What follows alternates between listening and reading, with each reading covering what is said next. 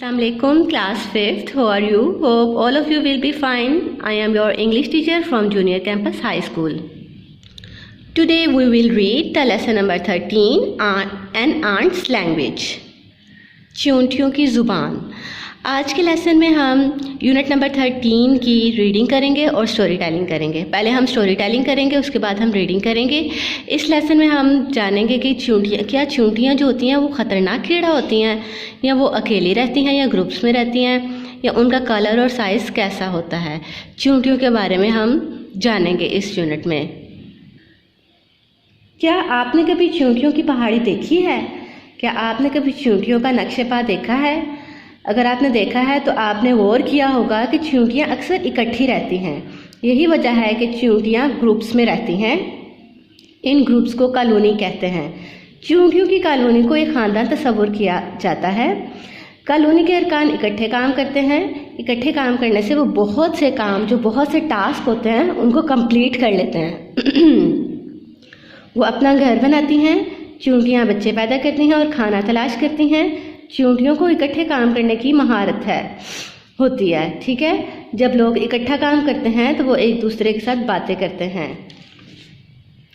साइंसदानों को ये ताज्जुब हुआ कि क्या चींटियाँ भी एक दूसरे से बातें करती हैं। ये मालूम करने के लिए साइंसदानों ने चींटियों पर तजर्बात करना शुरू कर दिए। किसी ने छत पर एक कील गाड़ी, कील के साथ एक डोरी बांधी और डोरी के आखिर में एक जाम का मर्तबान था। ठीक है, ये देखें, आपको नजर आ रहा है ना, जाम का मर्तबान था। तब एक चींटी को जाम के जार में रखा गया, ऐसा देखने के लिए कि वो दूसरी चींटियों को खाने के बारे में बताती है कि नहीं। कुछ देर बाद चींटियों ने जाम के मर्तबान में से बाहर आने का रास्ता ढूंढ लिया। वो डोरी की मदद से छत पर चढ़ गई। वो अपने घर वापस जाने का रास्ता ढूंढ रही थी। फिर चींटी दीवार के एक सुराख में गायब हो गई।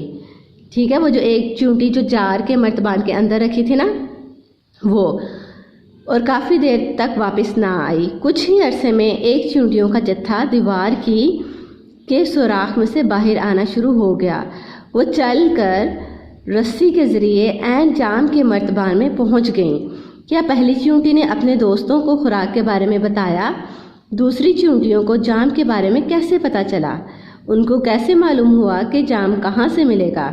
साइंसदानों ने चींटियों के बारे में मज़ीद नज़दीक से मुतालिया करने का फ़ैसला किया। उन्होंने चींटियों का मुशाहिदा करने के लिए साइंसी आलात इस्तेमाल किए। उनको मालूम हुआ कि चींटियों के पास एक ख़ास कीमियाई मादा होता है। ये कीमियाई मादा एक खुशबू की तरह का होता है, ठीक है, जो चींटियाँ छोड़ती हैं। जब चींटी अपने अरकाने ख़ानदान को किसी चीज़ के बारे में बताना चाहती है तो इसमें से ये ख़ास कीमियाई मादे निकलना शुरू हो जाते हैं और ये कीमियाई मादे ज़मीन पर रह जाते हैं। दूसरी चींटियाँ इस कीमियाई मादे को सूंघकर उसके नक्शे पाक पर चल पड़ती हैं। इसी तरह से दूसरी चींटियों ने जाम के जार को ढूंढ लिया। पहली चींटी ने अपने पीछे कीमियाई मादों का नक्शेपा छोड़ दिया। जब वो अपने घर वापस लौटी, इस नक्शेपा ने दूसरी चींटियों को रास्ता दिखाने का रास्ता बताया। हर चींटी की कॉलोनी की अपनी एक अलग सी कीमियाई बू होती है। इस तरीके से वो दूसरी बू की वजह से उलझन में नहीं पड़ती, जो चींटियों के ख़ानदान की मखसूस होती है ना। हर जो चींटियों की कॉलोनी होती है उनकी एक मखसूस एक अलग से बू होती है। इसी वजह से वो इस उलझन में नहीं पड़ती जो दूसरे चींटियों की कॉलोनी की बू होती है। ठीक है, उससे ये मुनफरिद बू दूसरी चींटियों को अपने घर की हिफाजत करने में भी मदद मिलती है। अगर इनको किसी अजनबी चींटी की बू आ जाए तो वो उसे अपने घर से भगा दें। हत्ता कि साइंसदानों को मालूम हुआ कि चींटियाँ इंसानों की तरह बातचीत नहीं करती, लेकिन वो एक दूसरे के साथ बातचीत ज़रूर करती हैं। ये बिल्कुल मखसूस अंदाज में वो चींटियों की ज़ुबान में बातचीत करती हैं। डियर स्टूडेंट, अब हम इसकी रीडिंग करेंगे। मैं उम्मीद करती हूँ स्टोरी टेलिंग की आपको समझ आ गई होगी। Have you ever seen an anthill? Have you ever seen a trial of ants? You might have noticed that ants are usually together. That's because ant lives in groups. These groups are called colonies. आपने गौर किया होगा कि ants जो होती हैं वो groups में रहती हैं और इनके ग्रुप्स को कॉलोनी कहते हैं। Think of an ant colony as a family. The members of the colony work together. By working together, they complete many jobs. They build their homes, they protect ant babies, and they find food. Ants are very good at working together. When people work together, they usually talk to each other. Scientists wonder if ants talk to each other too. To find out, people test ants. Someone put a nail into a ceiling. A piece of string was tied to the nail. At the end of the string, there was a jar of sweet jam. Then an ant was placed in the jar of jam. This was to see whether it would tell other ants about the food. After a while in the jar, the ant found its way out. It walked up the string to the ceiling. It was trying to find its way back home. Then the ant disappeared through a hole in the wall. It was gone for a long time. Sometime later, a bunch of ants started coming through the hole in the wall. They walked right to the string and into the jar of jam. Did the first ant tell his friends about the food? How did the other ants know about the jam? How did they know about just where to find it? Scientists decided to study ants more closely. They used scientific instruments to test ants. They learned that ants have special chemicals.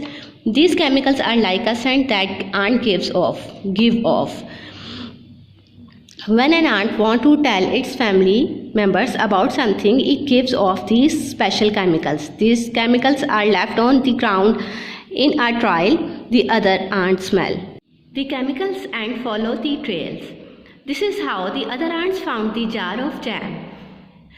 The first ant left the trail of chemicals and it walked back home.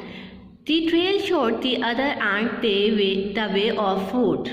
Each ant colony has its own chemical smell. That's why they don't get confused by scent trails left by the other ant families. The unique smell also help ants protect their homes. If they smell an unfamiliar ant, they will chase it away from their home. Even the scientists learned that ants do not talk like humans, but they do talk to each other. It's just in their own special way. They talk in ant language.